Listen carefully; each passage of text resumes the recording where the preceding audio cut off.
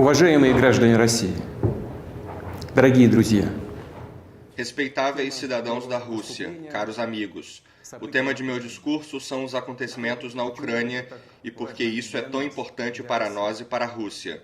Obviamente que meu discurso tem como alvo os nossos compatriotas na Ucrânia. Terei que lhes falar de forma minuciosa e detalhada. говорить придется обстоятельно и подробно. Trata-se de uma questão muito séria. A situação em Donbass chegou a um ponto extremamente crítico e hoje eu vos falo diretamente, não só para vos dar uma nota sobre os acontecimentos, para lhes informar a minha decisão e os passos futuros por este caminho.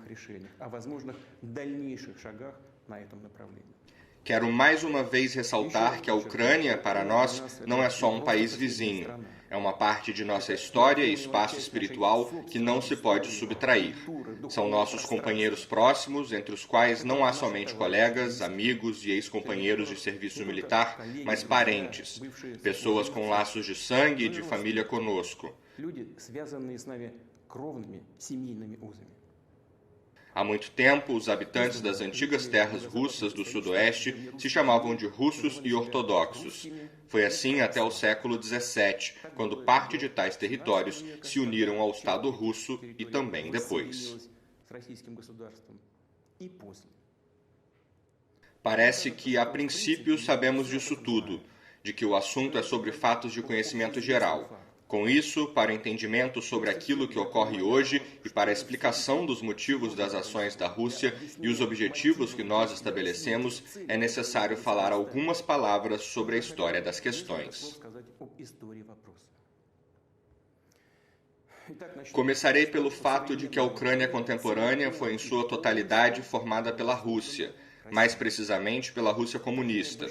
Esse processo se iniciou praticamente logo após a Revolução de 1917. Além do mais, Lenin e seus camaradas fizeram isso de uma forma muito rude em relação à própria Rússia, ou seja, arrancando parte de seus próprios territórios históricos. Obviamente, ninguém perguntou nada aos milhões de moradores que viviam lá. Posteriormente, na véspera e depois da Grande Guerra pela Pátria, Stalin incorporou a União Soviética e repassou à Ucrânia alguns territórios antes pertencentes à Polônia, Romênia e Hungria. Já na qualidade de compensação, Stalin dividiu para a Polônia uma parte dos territórios autenticamente germânicos e em 1954, por algum motivo, Khrushchev tirou da Rússia a Crimeia e também a deu para a Ucrânia. Foi desta forma que foi formado o território da Ucrânia soviética. Agora eu gostaria de dedicar atenção ao período da formação da União Soviética. Acredito que isso é muito importante para nós. Teremos que ir longe. Relembro-vos que após o golpe da Revolução de outubro de 1917 e a consequente Guerra Civil, os bolcheviques iniciaram a construção de um novo Estado. E entre eles surgiram desentendimentos assíduos. Stalin, que em 1922 conciliou os cargos de secretário-geral do Comitê Central do Partido Comunista da União Soviética e comissário do povo para questões de nacionalidade, propôs a construção nos princípios da autonomização, ou seja, deu às repúblicas da União Administrativa Territorial futura grande empoderamento ao entrarem para o Estado Unido. Lenin criticou tal plano e propôs dar concessões aos nacionalistas, os quais ele chamava de independentista. Exatamente tais ideais de Lenin de um Estado confederado e o slogan de dirigir as nações por governos próprios, que ia até sua separação, foram postos como a base do Estado soviético.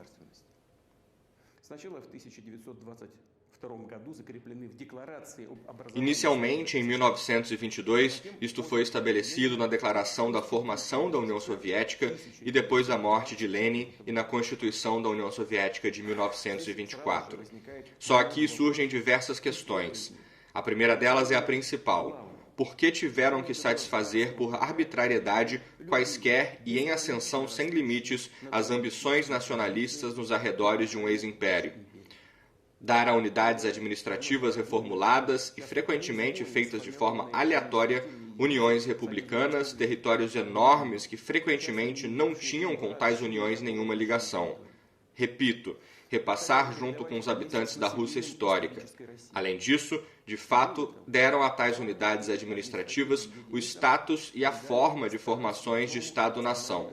Novamente eu pergunto, para que tiveram que dar tais presentes generosos, os quais nem os nacionalistas mais fervorosos antes nem almejavam, e além disso, conceder repúblicas pelo direito de sair do Estado Unido sem quaisquer condições.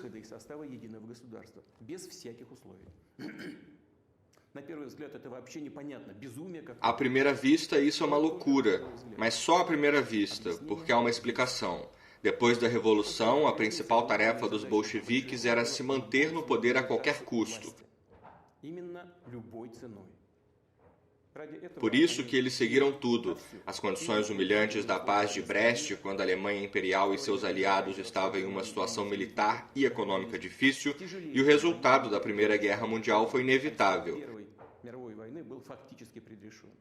e na satisfação de qualquer exigência, de qualquer desejo por parte dos nacionalistas dentro do país. Do ponto de vista dos destinos da Rússia e seus povos, os princípios de Lenin de construção estatal foram não só um erro, mas, como dizem, algo muito além de um erro. Após a dissolução da União Soviética em 1991, isso ficou muito visível. Obviamente que não se pode mudar o passado, mas devemos pelo menos falar sobre ele de forma direta e franca, sem justificativas e pinceladas políticas. Posso, de si, acrescentar que as ideias da conjuntura política atual, independente de sua eficiência e lucrativas que possam se apresentar, no dado momento, de forma alguma podem serem colocadas como a base dos princípios do Estado. Não culpo ninguém agora. A situação no país durante e após a Guerra Civil e na sua véspera era muito complicada e crítica. Hoje quero dizer que tudo foi exatamente assim. Isso é um fato histórico. Como já disse, como resultado da política bolchevique, surgiu a Ucrânia soviética, a qual nos nossos dias pode ser chamada com total embasamento de a Ucrânia em nome de Vladimir Ilyich Lenin.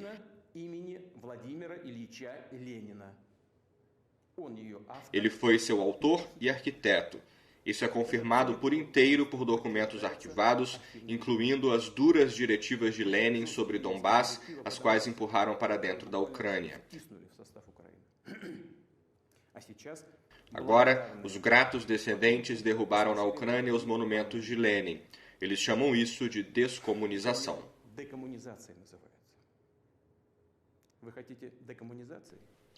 Vocês querem a descomunização?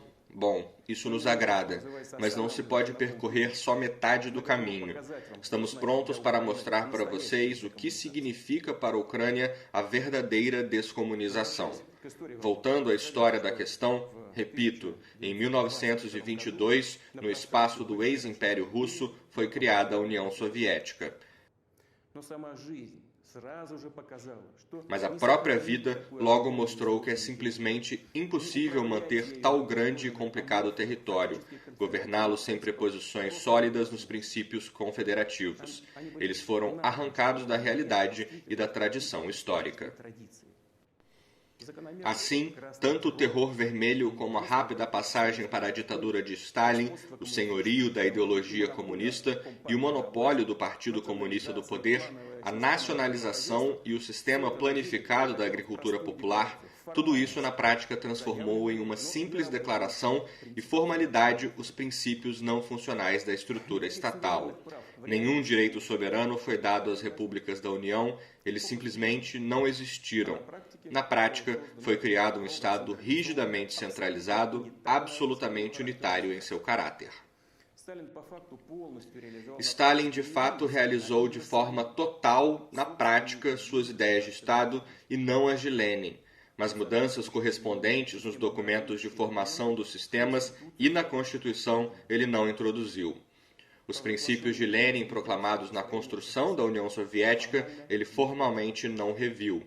Sim, a julgar por tudo, não houve a necessidade nas condições de um regime totalitário e tudo funcionava. Por fora, parecia tudo muito bonito, atraente e até mesmo além de democrático. Mas foi tudo uma pena. O fato de que as fantasias utópicas e impecáveis, mas totalmente destrutíveis para qualquer país normal, inspiradas na Revolução, não foram removidas formalmente das bases jurídicas nas quais foi construído nosso Estado. Sobre o futuro, como era de costume ocorrer, antes ninguém pensou.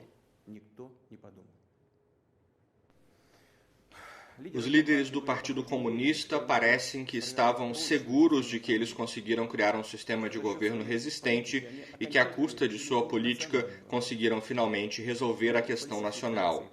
Mas a falsificação, mudança de entendimento, manipulação da consciência comum e engano saem muito caro.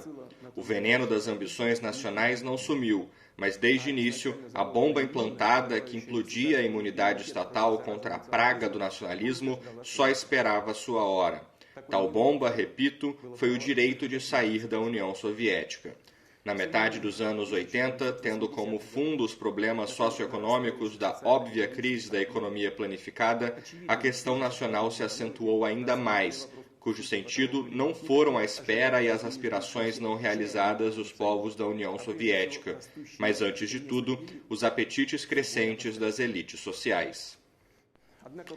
Porém, a liderança do Partido Comunista da União Soviética, no lugar de uma análise profunda da situação, a tomada de medidas adequadas, em primeiro lugar na economia, mas também gradualmente, de forma pensativa, uma transformação do sistema político e do Estado, se limitou por uma verbiagem sobre a restauração do princípio leninista da autodeterminação dos povos.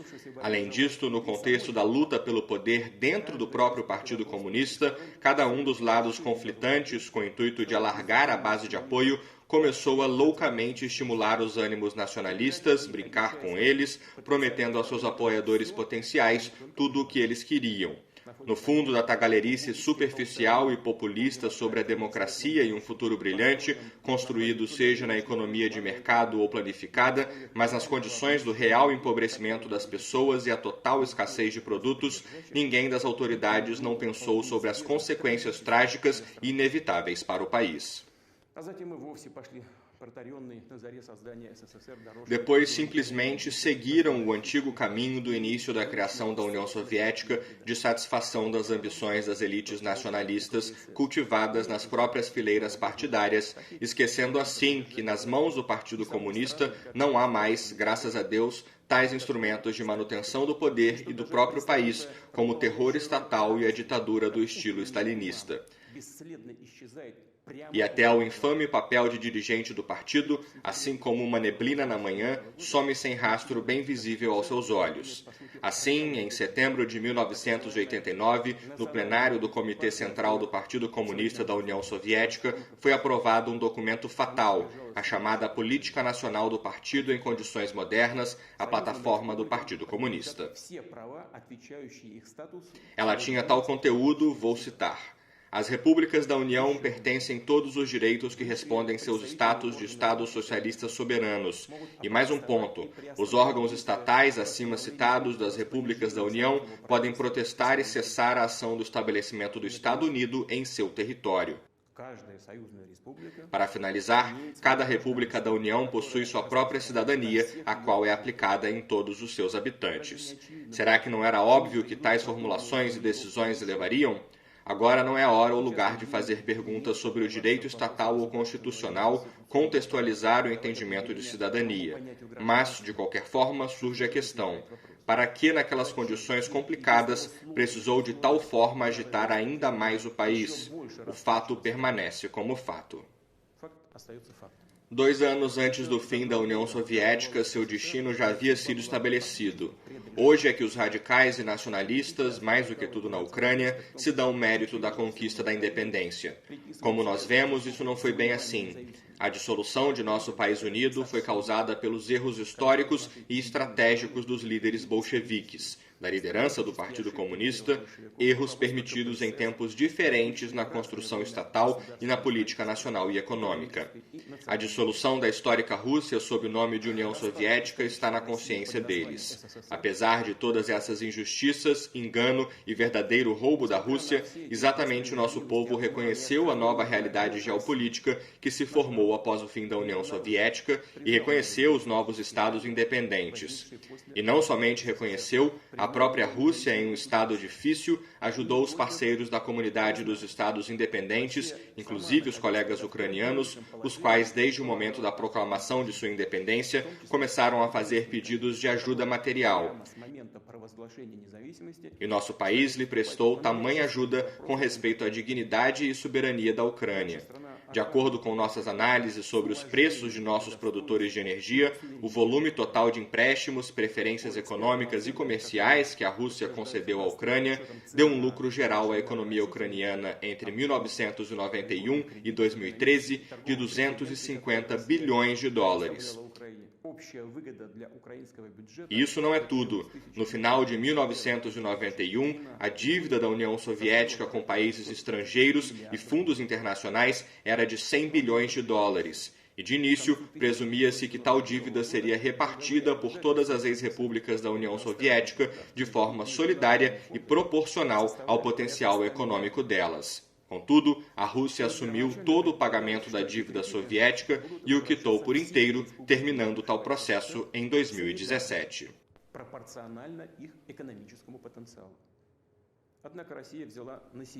Em troca, os estados independentes deveriam negar suas partes nos ativos soviéticos no exterior e os acordos correspondentes foram firmados com a Ucrânia em dezembro de 1994. Todavia, Kiev não ratificou tais acordos e mais tarde se recusou a cumpri-los, apresentando reivindicações sobre o fundo de diamantes, reserva de ouro, propriedades e outros ativos da ex-União Soviética no exterior.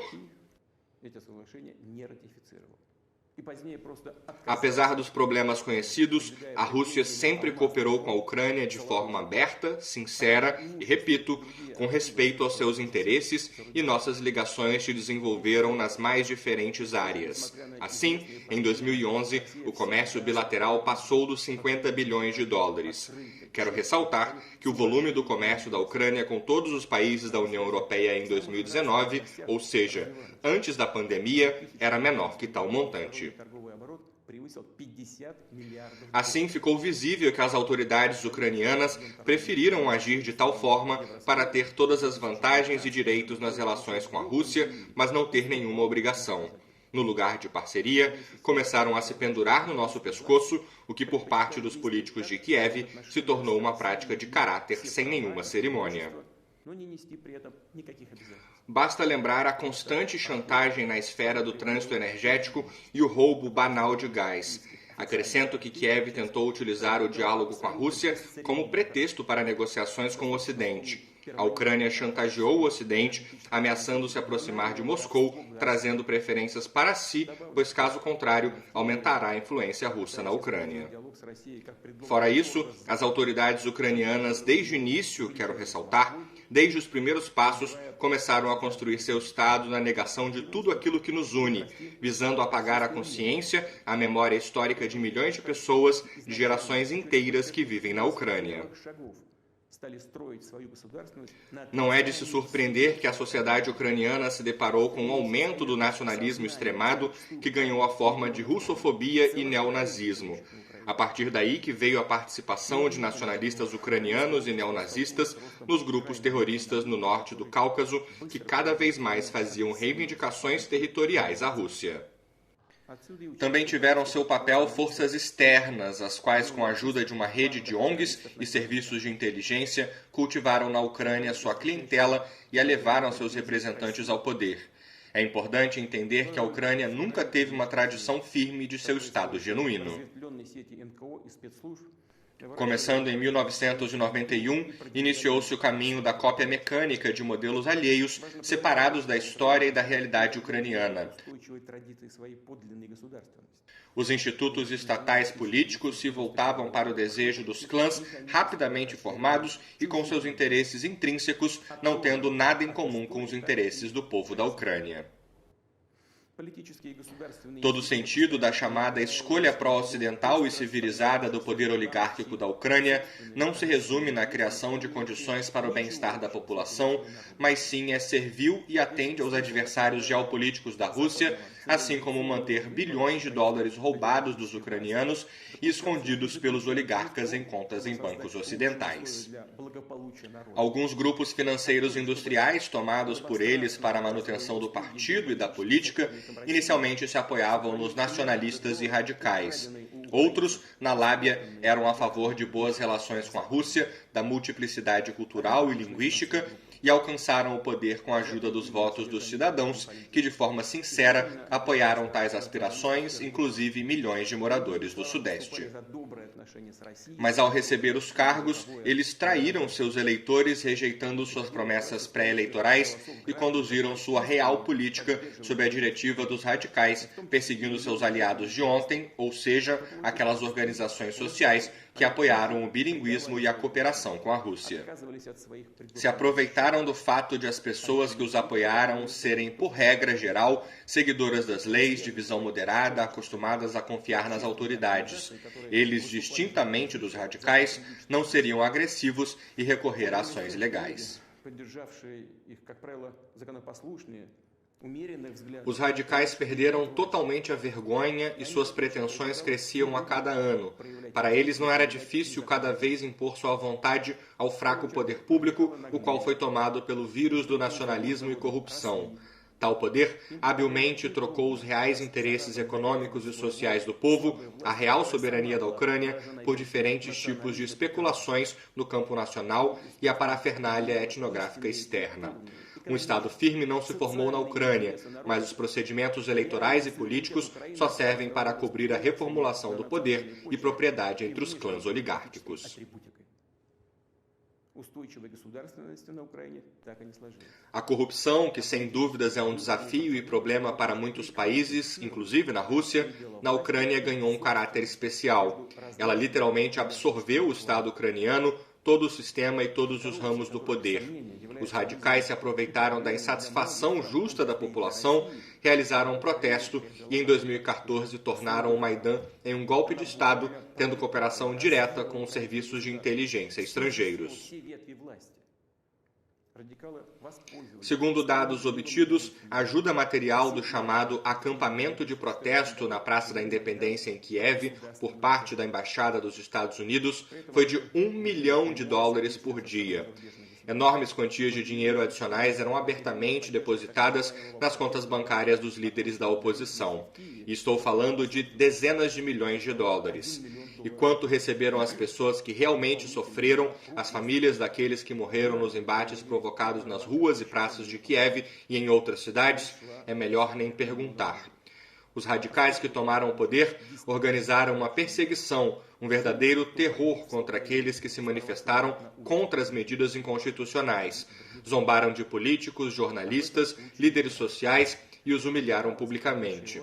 As cidades ucranianas foram tomadas por pogroms e violência, uma série de assassinatos escandalosos e sem punição.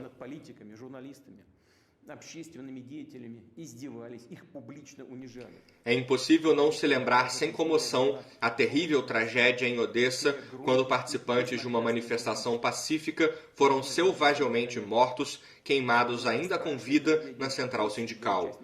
Os criminosos que cometeram tal feito não foram punidos e ninguém os procura. Mas nós sabemos até seus nomes e faremos de tudo para os castigar, encontrar e os entregar à justiça. Maidan não aproximou a Ucrânia com a democracia e progresso. Realizando um golpe de Estado, os nacionalistas e forças políticas, as quais os apoiavam, levaram a situação a um beco sem saída e a Ucrânia ao abismo da guerra civil. 8 anos após tais eventos, o país está dividido. A Ucrânia vive uma crise socioeconômica muito forte. De acordo com organizações internacionais, em 2019, quase 6 milhões de ucranianos, enfatizo que isso é cerca de 15%, não dos aptos ao trabalho, mas de toda a população do país, foram forçados a emigrar em busca de trabalho, e muitas vezes, como regra, para ganhos diários não qualificados. O seguinte fato também é expressivo. Desde 2020, mais de 60 mil médicos e outros profissionais de saúde deixaram o país durante a pandemia. Desde 2014, as tarifas de abastecimento de água aumentaram quase 1/3, de eletricidade várias vezes, de gás para residências dezenas de vezes. Muitas pessoas não têm dinheiro para pagar pela água e luz e eles literalmente têm que sobreviver. E o que aconteceu? Por que tudo isso está acontecendo? A resposta é óbvia, porque o dote, recebido não apenas da era soviética, mas também do Império Russo, foi desperdiçado e levado para os bolsos. Dezenas e centenas de milhares de empregos foram perdidos, o que, graças, entre outras coisas, à estreita cooperação com a Rússia, deu às pessoas uma renda estável e trouxe impostos ao tesouro. Indústrias como engenharia mecânica, instrumentação, eletrônica, construção naval e construção de aeronaves estão jogadas ou completamente destruídas e, de fato, que uma vez se orgulhavam não apenas a Ucrânia, mas toda a União Soviética. Em 2021, foi dissolvida a fábrica de construção de navios Chernomorsk, em Nikolaev, cujos primeiros estaleiros foram construídos ainda durante a czarina Ekaterina II. A empresa Antonov, desde 2016, não lançou nenhum avião de série e a fábrica Yuzmash, especializada na produção de tecnologia de foguetes espaciais, ficou à beira da falência, assim como a metalúrgica Kremenchugsk.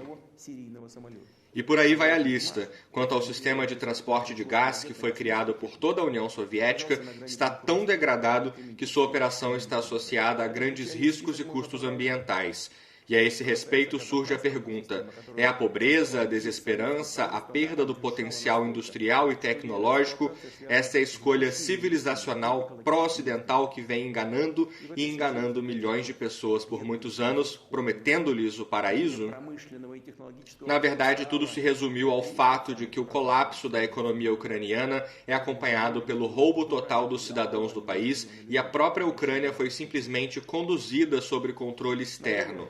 Isso é feito não apenas a pedido das capitais ocidentais, mas também, como dizem, diretamente no local, por meio de toda uma rede de consultores estrangeiros, ONGs e outras instituições implantadas na Ucrânia. Eles têm um impacto direto em todas as decisões pessoais mais importantes, em todos os ramos e níveis de governo, desde o central e até o municipal, nas principais empresas e corporações estatais, incluindo Naftogaz, Ukrenergo, a malha ferroviária ucraniana, Ukroboronprom, Ukposta e a administração de portos marítimos da Ucrânia. Também não existe um tribunal independente na Ucrânia. A pedido do Ocidente, as autoridades de Kiev deram a representantes de organizações internacionais o direito de preferência para selecionar membros dos mais altos órgãos judiciais, o Conselho de Justiça e a Comissão de Qualificação de Juízes. Além disso, a Embaixada dos Estados Unidos controla diretamente a Agência Nacional de Prevenção da Corrupção, o Escritório Nacional Anticorrupção, o Gabinete do Procurador Especializado Anticorrupção e o Supremo Tribunal Anticorrupção. Tudo isso é feito sob o pretexto plausível de aumentar a eficácia do combate à corrupção. Tudo bem, mas cadê os resultados? A corrupção floresceu tão luxuriamente e floresce mais do que nunca. Os próprios ucranianos estão cientes de todos esses métodos gerenciais. Eles entendem que seu país não está nem sobre um protetorado político e econômico, mas reduzido ao nível de uma colônia com um regime fantoche. A privatização do Estado fez com que o governo, que se autodenomina o poder dos patriotas, tenha perdido seu caráter nacional e esteja sempre conduzindo a questão para a completa dessoberania do país. O caminho para a desrussificação e assimilação forçada continua. O parlamento ucraniano está constantemente emitindo novos atos discriminatórios. A lei sobre os chamados povos indígenas já está em vigor. Para as pessoas que se consideram russas e gostariam de preservar sua identidade, língua, cultura, deixaram claro que elas são estranhas na Ucrânia.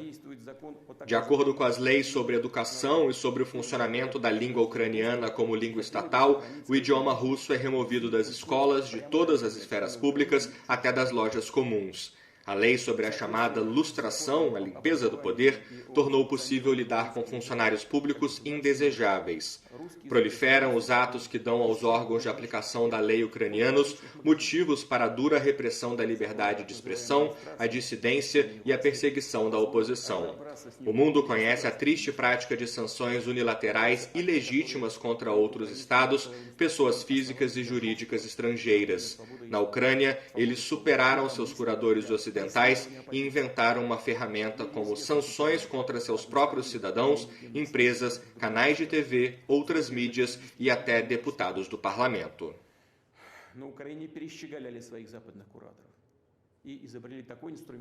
Em Kiev, eles continuam preparando represálias contra a Igreja Ortodoxa Ucraniana do Patriarcado de Moscou.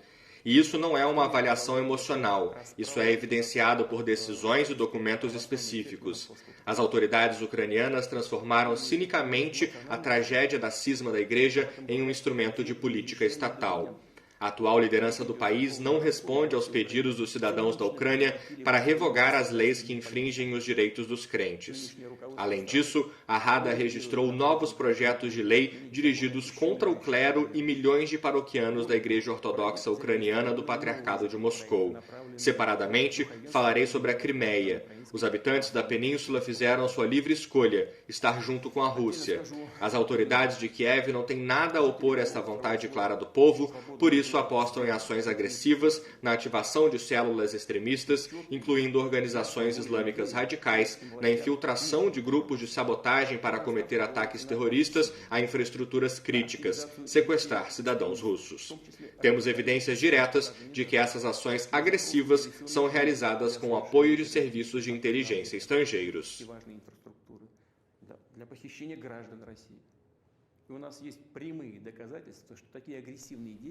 Em março de 2021, a Ucrânia adotou uma nova estratégia militar. Este documento é quase inteiramente dedicado ao confronto com a Rússia. Visa atrair estados estrangeiros para o conflito com o nosso país. A estratégia propõe a organização na Crimeia russa e no território de Donbass, na verdade, um submundo terrorista. Também define os contornos da guerra proposta e deve terminar, como parece aos estrategistas de Kiev de hoje, citarei mais adiante, com a assistência da comunidade internacional em termos favoráveis para a Ucrânia.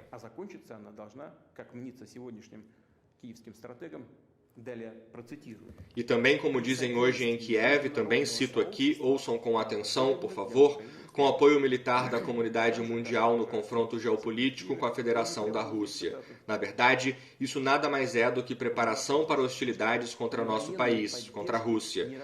Também sabemos que já houve declarações de que a Ucrânia vai criar suas próprias armas nucleares e isso não é papo furado. A Ucrânia, de fato, ainda possui tecnologias nucleares soviéticas e meios de entrega de tais armas, incluindo aviação, bem como mísseis táticos operacionais Totka-U, também de design soviético, com alcance de mais de 100 quilômetros. Mas eles vão fazer mais, é apenas uma questão de tempo. Há atrasos da era soviética. Assim, será muito mais fácil para a Ucrânia adquirir armas nucleares táticas do que para alguns outros estados. Não os citarei agora, que realmente conduzem tais desenvolvimentos. Com o aparecimento de armas de destruição em massa na Ucrânia, a situação no mundo, na Europa, especialmente para nós, para a Rússia, mudará da maneira mais radical. Não podemos deixar de reagir a este perigo real, especialmente, repito, que os patronos ocidentais podem ajudar no aparecimento de tais armas na Ucrânia para criar outra ameaça ao nosso país. Vemos com que persistência o fortalecimento militar do regime de Kiev é realizado. Somente os Estados Unidos, desde 2014, destinaram bilhões de dólares para esses fins, incluindo o fornecimento de armas, equipamentos e treinamento de especialistas. Nos últimos meses, as armas ocidentais estão chegando à Ucrânia apenas em um fluxo contínuo, desafiadoramente na frente de todo mundo. As atividades das Forças Armadas e dos Serviços Especiais da Ucrânia são lideradas por conselheiros estrangeiros, sabemos disso muito bem. Nos últimos anos, sob o pretexto de exercícios, contingentes militares de países da OTAN têm estado quase constantemente presentes no território da Ucrânia. O sistema de comando e controle das tropas ucranianas já está integrado aos da OTAN. Isso significa que o comando das Forças Armadas ucranianas, mesmo unidades e subunidades individuais, pode ser exercido diretamente a partir do quartel-general da OTAN. Os Estados Unidos e a OTAN iniciaram o desenvolvimento desavergonhado do território da Ucrânia como teatro de potenciais operações militares. Exercícios comuns regulares têm, obviamente, um foco antirrusso. Só no ano passado, mais de 23 mil militares e mais de 1.000 equipamentos participaram. Já foi adotada uma lei sobre a admissão em 2022 das Forças Armadas de outros estados ao território da Ucrânia para participar de exercícios multinacionais. É claro que estamos falando principalmente de tropas da OTAN. Pelo menos 10 dessas manobras conjuntas estão planejadas para o próximo ano. É óbvio que tais eventos servem de cobertura para a rápida construção do agrupamento militar da OTAN no território da Ucrânia. Além disso, a rede de aeródromos modernizados com a ajuda dos americanos, Borispol, Ivano-Frankovsky, Chuguev, Odessa, etc., é capaz de garantir a transferência de unidades militares no menor tempo possível. O espaço aéreo da Ucrânia está aberto para voos de aeronaves estratégicas e de reconhecimento dos Estados Unidos, veículos aéreos não tripulados que são usados para monitorar o território da Rússia. Acrescento que o Centro de Operações Navais de Oshakovo, construído pelos americanos, permite assegurar a atuação dos navios da OTAN, incluindo o uso de armas de alta precisão por eles contra a frota do Mar Negro da Rússia e a nossa infraestrutura ao longo de toda a costa do Mar Negro. Ao mesmo tempo, os Estados Unidos pretendiam criar instalações semelhantes na Crimeia, mas a Crimeia e Sevastopol frustraram esses planos. Sempre nos lembraremos disso. Repito, hoje tal centro já foi implantado em Oshakovo. Deixe-me trazer uma lembrança que no século XVIII, os soldados de Alexander Suvorov lutaram por essa cidade. Graças à coragem deles, ela se tornou parte da Rússia. Então, no século XVIII, as terras da região do Mar Negro, anexadas à Rússia como resultado das guerras com o Império Otomano, foram chamadas de Novorossia. Agora, elas estão tentando esquecer esses marcos da história, bem como os nomes de figuras militares estatais do Império Russo, sem cujo trabalho a Ucrânia moderna não teria muitas grandes cidades e até mesmo a saída para o Mar Negro. Recentemente, um monumento a Alexander Suvorov foi demolido em Poltava. O que você pode dizer? Renunciar a seu próprio passado? Da chamada herança colonial do Império Russo? Bem, então seja consistente aqui. Observo que o artigo 17 da Constituição da Ucrânia não permite a implantação de bases militares estrangeiras em seu território, mas descobriu-se que essa é apenas uma convenção que pode ser facilmente contornada. Missões de treinamento dos países da OTAN estão implantadas na Ucrânia. Essas, de fato, já são bases militares estrangeiras. Eles apenas chamaram a base de missão e pronto. Kiev há muito proclamou um curso estratégico para adesão à OTAN. Sim, claro, cada país tem o direito de escolher seu próprio sistema de segurança e concluir alianças militares. E tudo parece ser assim, se não por um porém. Documentos internacionais registram expressamente o princípio da segurança igual e indivisível, que, como se sabe, inclui a obrigação de não fortalecer a própria segurança em detrimento da segurança de outros Estados. Também posso me referir aqui à Carta da OSCE para a Segurança Europeia de 1999, adotada em Istambul, e à Declaração de Astana da OSCE de 2010. Em outras palavras, a escolha de maneiras de garantir a segurança não deve representar uma ameaça para outros Estados e a entrada da Ucrânia na OTAN é uma ameaça direta à segurança da Rússia. Vale lembrar que em abril de 2008, na cúpula de Bucareste da Aliança do Atlântico Norte, os Estados Unidos forçaram a decisão de que a Ucrânia e, a propósito, a Geórgia se tornariam membros da OTAN. Muitos aliados europeus dos Estados Unidos já estavam bem cientes de todos os riscos de tal perspectiva, mas foram forçados a aceitar a vontade de seu parceiro sênior. Os norte-americanos simplesmente os usaram para realizar uma política antirrussa declarada. Vários Estados-membros da aliança ainda estão muito céticos quanto ao aparecimento da Ucrânia na OTAN. Ao mesmo tempo, algumas capitais europeias nos dizem: por que vocês se preocupam? Isso não vai acontecer literalmente amanhã. Na verdade, nossos parceiros americanos também estão falando sobre isso. Bom, respondemos, não amanhã, então depois de amanhã. O que isso muda na perspectiva histórica? Basicamente nada. Além disso, conhecemos a posição e as palavras da liderança dos Estados Unidos de que as hostilidades ativas no leste da Ucrânia não excluem a possibilidade de este país ingressar na OTAN se puder atender aos critérios da Aliança do Atlântico Norte e derrotar a corrupção. Ao mesmo tempo, eles tentam nos convencer repetidamente de que a OTAN é uma aliança amante da paz e puramente defensiva. Ou seja, não há ameaças para a Rússia. Mais uma vez, eles se oferecem para dar uma palavra, mas sabemos o valor real de tais palavras. Em 1990, quando a questão da unificação alemã estava sendo discutida, a liderança soviética foi prometida pelos Estados Unidos que não haveria extensão da jurisdição da OTAN ou presença militar 1 polegada para o leste, e que a unificação da Alemanha não levará à expansão da organização militar da OTAN para o leste. Isso é uma citação. Eles falaram e falaram, deram garantias verbais, e tudo acabou sendo da boca para fora. Mais tarde, foi-nos assegurado que a adesão à OTAN dos países da Europa Central e Oriental apenas melhoraria as relações com Moscou, aliviaria esses países dos receios de um pesado legado histórico e ainda criaria um cinturão de estados amigos da Rússia. Tudo acabou exatamente ao contrário.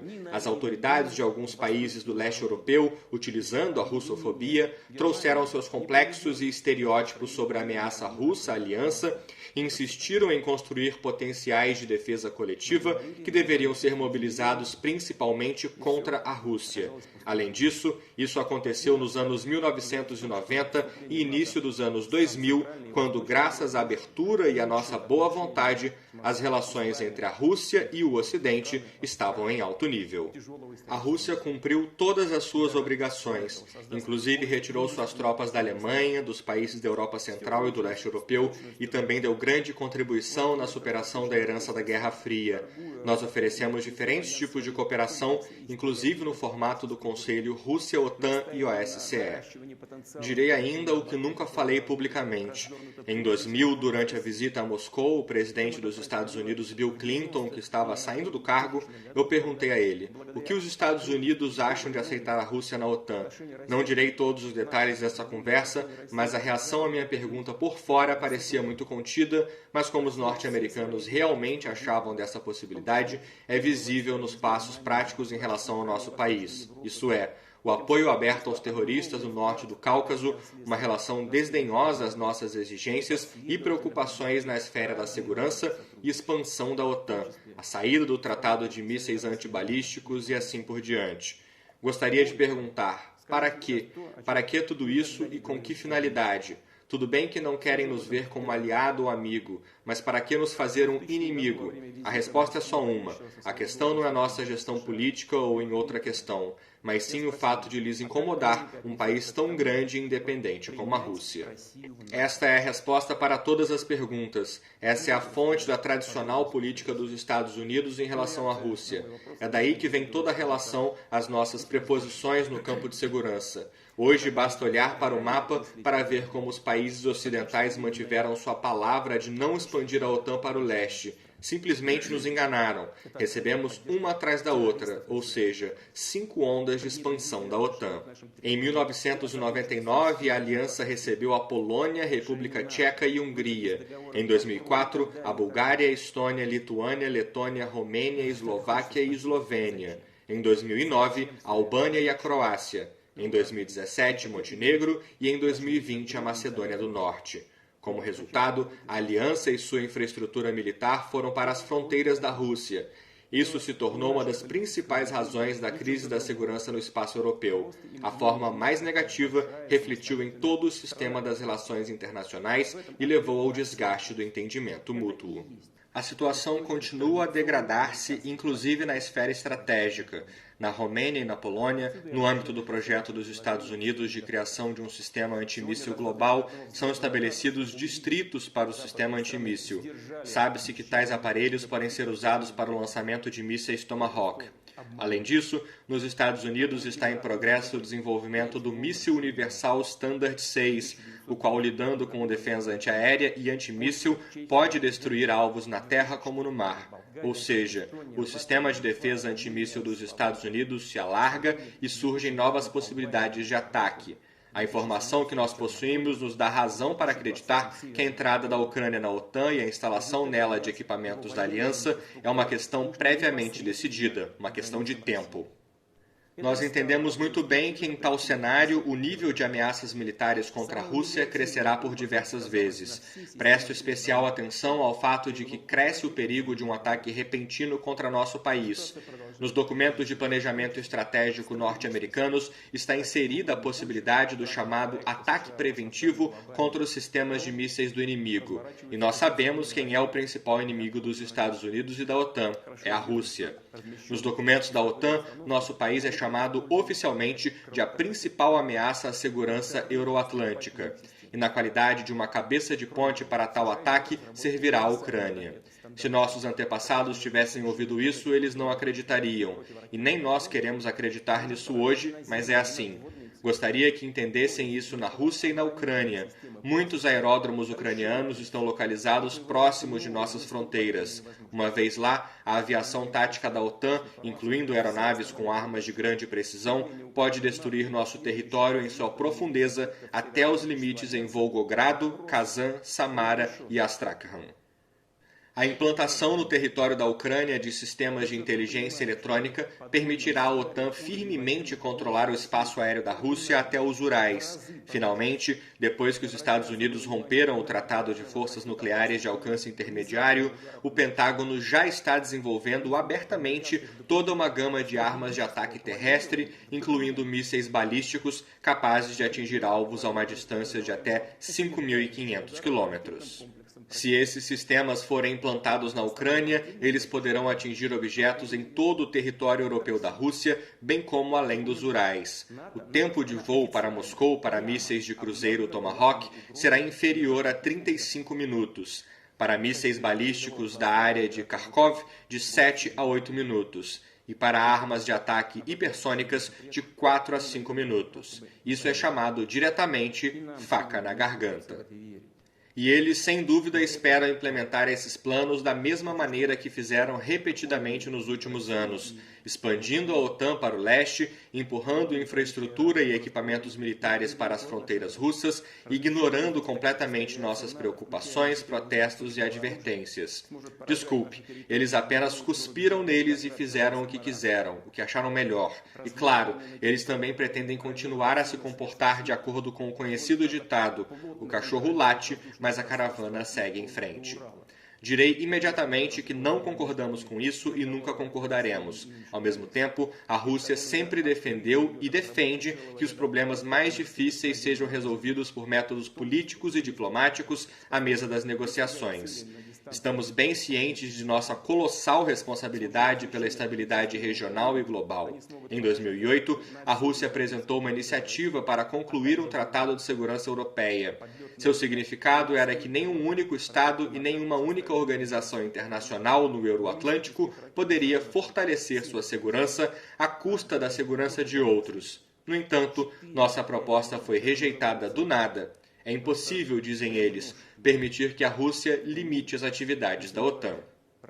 Além disso, foi-nos dito explicitamente que apenas os membros da Aliança do Atlântico Norte podem ter garantias de segurança juridicamente vinculativas. Em dezembro passado, entregamos aos nossos parceiros ocidentais um projeto de tratado entre a Federação da Rússia e os Estados Unidos da América sobre garantias de segurança, bem como um projeto de acordo sobre medidas para garantir a segurança da Federação Russa e dos Estados-membros da OTAN. Houve muitas palavras comuns em resposta dos Estados Unidos e da OTAN. Havia também elementos racionais, mas tudo isso dizia respeito a pontos menores e parecia uma tentativa de encerrar a questão, desviar a discussão para o lado. Respondemos a isso de forma adequada, ressaltando que estamos prontos para seguir o caminho das negociações, porém, com a condição de que todas as questões sejam consideradas em um pacote complexo, sem separação das principais propostas básicas russas. e eles contêm 3 pontos-chave. A primeira é impedir uma maior expansão da OTAN, a segunda é a recusa da aliança em implantar sistemas de armas de ataque nas fronteiras russas e, finalmente, o retorno do potencial militar e da infraestrutura do bloco na Europa ao estado de 1997, quando foi assinado o ato fundador Rússia-OTAN. São precisamente essas nossas propostas fundamentais que foram ignoradas.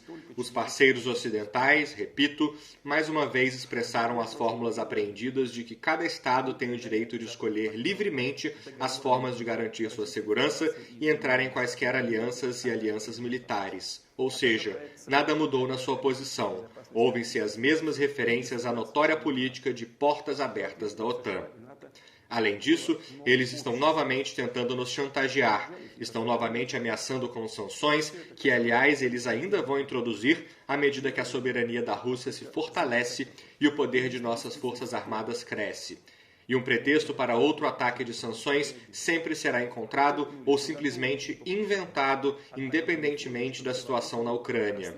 Há apenas um objetivo: restringir o desenvolvimento da Rússia. E vão fazê-lo como faziam antes, mesmo sem qualquer pretexto formal, só porque existimos e nunca comprometeremos a nossa soberania, os nossos interesses nacionais e os nossos valores. Gostaria de dizer claramente, com franqueza, na situação atual, quando nossas propostas para um diálogo igualitário sobre questões fundamentais, na verdade, ficaram sem resposta pelos Estados Unidos e pela OTAN, quando o nível de ameaças ao nosso país está aumentando significativamente, a Rússia tem todo o direito de tomar medidas de retaliação para garantir a sua própria segurança. É exatamente isso que faremos. Quanto à situação em Donbass, vemos que a elite dominante em Kiev declara constante e publicamente sua relutância em implementar o pacote de medidas de Minsk para resolver o conflito e não está interessada em uma solução pacífica. Pelo contrário, está tentando organizar novamente uma blitzkrieg em Donbass, como já aconteceu em 2014 e 2015. Como essas aventuras terminaram, nós lembramos. Agora praticamente não passa um único dia sem bombardeios de assentamentos em Donbass. O grande grupo militar formado usa constantemente drones de ataque, equipamentos pesados, foguetes, artilharia e vários lançadores de foguetes. A matança de civis, o bloqueio, a zombaria das pessoas, incluindo crianças, mulheres e idosos, não param. Como dizemos, não há fim à vista para isso. E o chamado mundo civilizado, do qual nossos colegas ocidentais autoproclamados se declaram os únicos representantes, prefere não perceber isso, como se todo esse horror, o genocídio, ao qual estão submetidas quase 4 milhões de pessoas, não existem. E só porque essas pessoas não concordaram com o golpe de Estado apoiado pelo Ocidente na Ucrânia em 2014, se opuseram à elevação ao posto de movimento estatal em direção ao rude nacionalismo agressivo e ao neonazismo. E eles estão lutando por seus direitos elementares: viver em sua própria terra, falar sua própria língua, preservar sua cultura e tradições. Gostaria de dizer claramente, com franqueza, na situação atual, quando nossas propostas para um diálogo igualitário sobre questões fundamentais, na verdade, ficaram sem resposta pelos Estados Unidos e pela OTAN, quando o nível de ameaças ao nosso país está aumentando significativamente, a Rússia tem todo o direito de tomar medidas de retaliação para garantir a sua própria segurança. É exatamente isso que faremos. Quanto à situação em Donbass, vemos que a elite dominante em Kiev declara constante e publicamente sua relutância em implementar o pacote de medidas de Minsk para resolver o conflito e não está interessada em uma solução pacífica. Pelo contrário, está tentando organizar novamente uma blitzkrieg em Donbass, como já aconteceu em 2014 e 2015. Como essas aventuras terminaram, nós lembramos. Agora praticamente não passa um único dia sem bombardeios de assentamentos em Donbass. O grande grupo militar formado usa constantemente drones de ataque, equipamentos pesados, foguetes, artilharia e vários lançadores de foguetes. A matança de civis, o bloqueio, a zombaria das pessoas, incluindo crianças, mulheres e idosos, não param.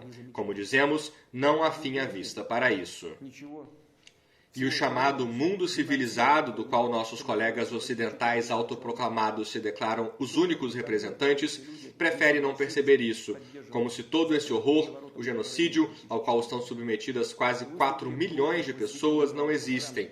E só porque essas pessoas não concordaram com o golpe de Estado apoiado pelo Ocidente na Ucrânia em 2014, se opuseram à elevação ao posto de movimento estatal em direção ao rude nacionalismo agressivo e ao neonazismo. E eles estão lutando por seus direitos elementares: viver em sua própria terra, falar sua própria língua, preservar sua cultura e tradições. Até quando essa tragédia vai continuar? Quanto tempo mais pode se suportar isso? A Rússia fez de tudo para preservar a integridade territorial da Ucrânia.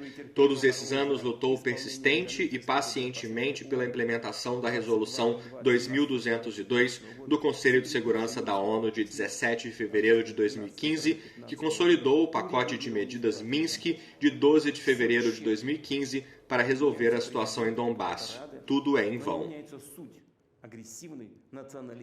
Os presidentes e deputados da Rada mudam, mas a essência, o caráter agressivo e nacionalista do próprio regime que tomou o poder em Kiev não muda.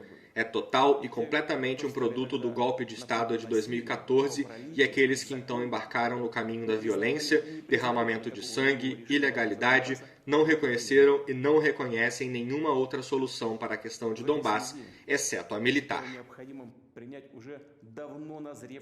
A este respeito, considero necessário tomar uma decisão há muito esperada de reconhecer imediatamente a independência e a soberania da República Popular de Donetsk e da República Popular de Lugansk.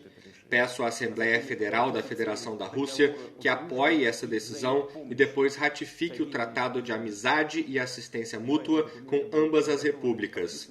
Esses dois documentos serão preparados e assinados em um futuro muito próximo. Já daqueles que conquistaram e seguram o poder em Kiev, nós exigimos que cessem as atividades militares imediatamente. Caso contrário, toda a responsabilidade pela possível continuação do derramamento de sangue ficará por inteiro na consciência de vosso regime governante no território da Ucrânia. Anunciando as decisões tomadas hoje, estou certo do apoio dos cidadãos da Rússia e de todas as forças patrióticas do país. Agradeço a vossa atenção.